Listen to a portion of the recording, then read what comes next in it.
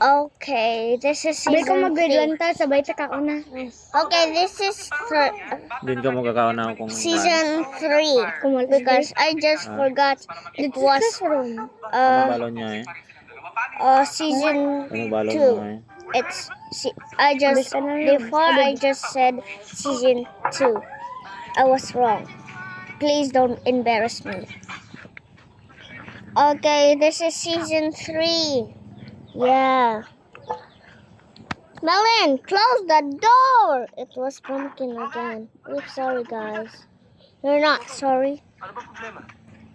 Who just break? Oh. Who just break a toe?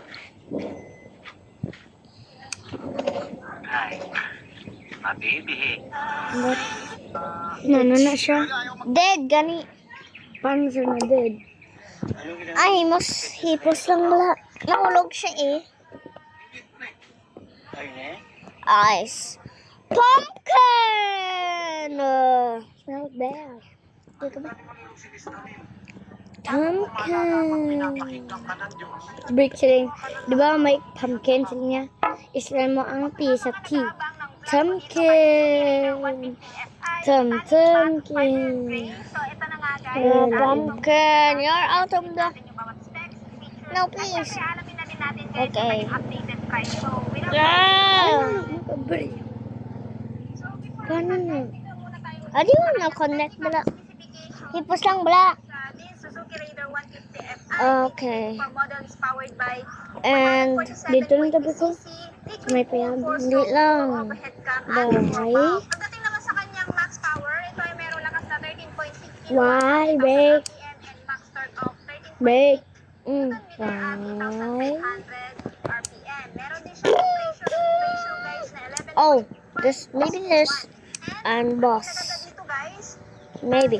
Bro, Aner! I'm serious. Bro. May kalamay pabilin. naman sa kanyang Huh? transmission, Ulit.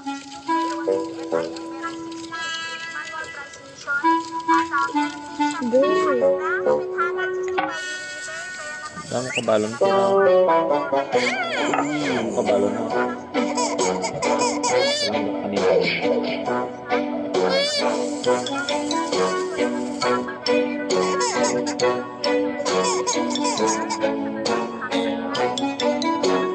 Walang kanina. Bro. So, dito na tayo guys sa kanyang over.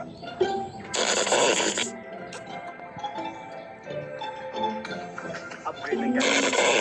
Bayaran ng hulugan up to 24 months. Kaya today with G-Gives.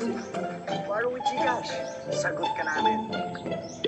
Mga nagabang ng vlog ko Yung dito download mo na. Raider 150 Fi, metallic matte, fiber and gray. So, ito na Kung nga guys. ginukuhan mo na, break. Pilit natin yung bawat specs, features, Yung download mo na. Download bala. Hipos lang bala. Ano mo niyaw? Kay daddy niyo. Ano mo? Kay daddy. Sinong bakal hay? Dada mo? Tingin niya eh. Pinagamit ko lang. Nag-asin na. Kay daddy gani. Te. Sin or gamit per mingaw. Wala si daddy mo.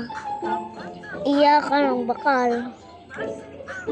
May ibig sabihin ko. Kung go-over si daddy mo, sino gagamit? Ambot. Ikaw eh. Tamang paggamit Si daddy the go bros ni. mo, baka hindi nyo alam kung paano ito gagamitin. Yan, Dugay. idol, no? Okay. Yan. Pag ginamit nyo, gaganyan lang, idol, ilaw. Oh, there's a bus. So, pakita ko Let's sa inyo, open mga the idol. door. Yan, malakas yung ulan, mga idol, oh. Malakas yung ulan. Oh yeah, Yan, ganyan. pwede nyo ito Oh gagamitin, man, mga idol, I'm no? looking the wrong Bali, way. sa likod na salamin. Pag malakas Okay. yung hangin, Oh my word.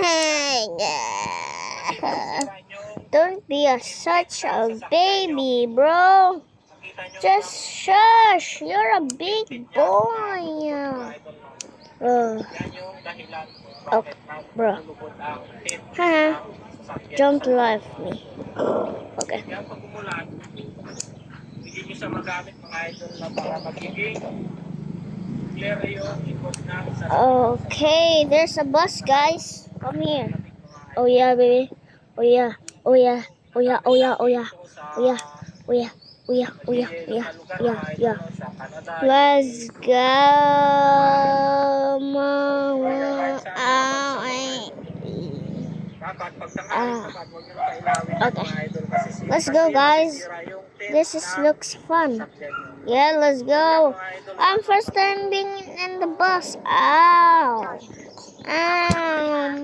I mean, apple. Sabi ko naman kasi sa inyo, kapag ganitong ipunan talaga yung gamit mo, nakaka-motivate talagang mag-ipon. At tignan nyo naman mga mali kung paano ipasok ng pera. Super smooth talaga ipasok dito. Kasi once na pinasok mo yan, magpapantay na yan ng kusa. So diba, ang ganda tignan, napaka-organized. Etong wood alkansya mga mare, mura ko lang din naman itong nabili dito sa TikTok. At tignan nyo naman yung progress ngayon, super worthy. Kung nakasabay-bay talaga kayo sa akin, dati kakaunti lang talaga yung laman nito. Pero ngayon mga mare, tignan nyo naman, nag-ahayang pera. Dati talaga wala akong kakayahan mag-ipon ng ganito kalaki. Kasi ako yung tipo na tao na magastos. Sit. Oh, bro. Just please. No. Just. Hey, yo!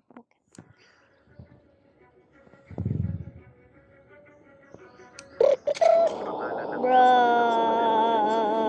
Isang pambihirang pangyayari ang naganap sa Jerusalem na ikinagulat ng buong mundo, na kung saan ang pangalan ng Diyos ay lumitaw sa makasaysayang pader ng Jerusalem. Ang insidenteng ito ay nagdulot ng malaking interes at reaksyon mula sa iba't ibang tao at relihiyosong grupo. Kaya naman hindi ko na patatagalin pa, simulan na agad natin. Isang video ang nag-viral at pinagkaguluhan ng mga tao matapos lumitaw ang sagradong pangalan ng Diyos sa Eastern Wall ng Jerusalem. Ang Jerusalem ay isang sagradong lungsod para sa mga Hudyo, Kristiyano at Muslim. Kung isa ka sa narating sa Jerusalem, ang Eastern Wall ay nakatapat sa Mount of Olives. At dito mo rin Okay, makikita ang guys. tinatawag na There's Eastern some Gate o business tinatawag here. na Golden Gate Here. ng mga Hudyo. Come Ang in. gate na ito ay napakahalaga And put- sa mga Hudyo dahil put sila ay your naniniwala na seatbelt meron itong gagampanan sa mga huling araw. At dahil nakaselyo pa ang gate na ito, ay pinaniniwalaan ng mga Hudyo na kapag dumating ang Mesaya, ang pintong ito ay bubukas siyang kanyang daraanan na siyang ating babasa sa Ezekiel Bruh. chapter 44 verse 1 to 2. Lumabas kami sa pinto ng templo, sa pinto sa gawing silangan. Oops, Pagkalabas sorry. namin, sumara ito ng kusa. Sinabi sa akin ni Yahweh, mananatiling nakasara ang pintong ito. Walang dadaan dito sapagkat ito'y dinaanan ni Yahweh. Dahilan na nga kaya nananatili itong nakasara at walang kahit na sino ang dumaraan, kung saan karaniwan din naniniwala ang mga Kristiyano na ito ang pintuan kung saan si Jesus ay pumasok sa Jerusalem. Subalit maraming mga Hudyo ang And nakapansin put sa your Eastern Wall na may seatbelt. tumubong halaman at ang mga ito ay bumuo Okay. ng letra Yeah, na baby. pinaniniwala ang pangalan ng What, ating yeah, Diyos. baby. At kung mapapansin ang Your pader video- ay your makikita bus na is parang may good. nakaukit na salitang Let's Hebrew. go. At kapag isinabi Glorious sa salitang and Ingles, glory. ang mga ito ay YHW What the? na sinasabi ng mga Hudyo This is the na ito ang name entrance? of God. Yes. Sa Hebrew, ang pangalan o spelling ng Panginoong Diyos ay Yud-Hey-Vav-Hey Oh, o I'm so YHWH. dumb. Sa salitang Ingles na siyang tinatawag na 4 na titik o tetragrammaton na name of God. Kung ito ay babasahin mula kanan pa kaliwa, ay mababasa ang mga titik. Blah, blah, blah, blah, blah, blah, blah, blah, Wala blah, nitong blah. vowel dahil Fight. ito ang karaniwan sa ancient Hebrew. Kaya naman hindi talaga alam ng mga Hudyo kung paano nililitin ang 4 na salita. Ang sinasabing letra na lumitaw sa Bible ay 3 letra lamang. At ito ay ang YHWH. At naniniwala ang mga Hudyo at Rabay na lilitaw pa dito ang huling titik na H na siyang kompleto sa pangalan ng Diyos. Dahil sa paglitaw ng pangalan ito sa pader, sila ay naniniwala Oh, ito na ang that senyales na baby. tayo ay nasa mga huling araw na Tattoo. at nalalapit na Drop a ang red. pagbubukas. Ganon din ang mga Kristiyano na naniniwala na ang mga nakasaad sa banal na kasulatan ay unti-unti Ewa, nang poop. natutupad gaya ng nakasaad sa Deuteronomy Okay, I'm 28:10. in. at Bruh. makikita ng lahat ng mga bayan sa lupa na Even ikaw though, ay what's tinawag that? sa pamamagitan ng pangalan ng That's Panginoon white at sila'y screen. matatakot sa iyo. At yung lumitaw na letra I na told pangalan you. ng Diyos sa Eastern Wall You just said that to me every bus ride. Oh na ang yeah. bundok ng bahay ng Panginoon ay matatatag sa taluktok ng mga bundok at magiging mataas sa mga burol. At lahat ng bansa ay magsisiparoon Bro, bro, bro, bro, bro, bro, bro, bro, bro, bro, bro, bro, bro, bro, ay bro, bro. pinagdidebatihan pa rin ng mga Bible scholars kung paano bibigkasin ang pangalan ng Panginoong Diyos. Kaya naman, ang pangalan ng Diyos na lumitaw sa Eastern Wall ay wala talagang nakakaalam kung meron itong ibig sabihin o wala. Subalit ang pinakamahalaga sa lahat ay alam natin ang pangalan ng ating Diyos at higit sa lahat ay kilala natin ang ating Panginoong Diyos. Sa kabilang banda ay wala namang nabanggit ang banal na kasulatan na kapag nagkamali ng bigkas sa pangalan ng Diyos ay maaari na tayong magkasala dahil ang malinaw na kautusan ng Panginoon na nakasaad sa Exodus 27. Huwag mong Ow! Oh ng no. Panginoon mong Diyos sa See,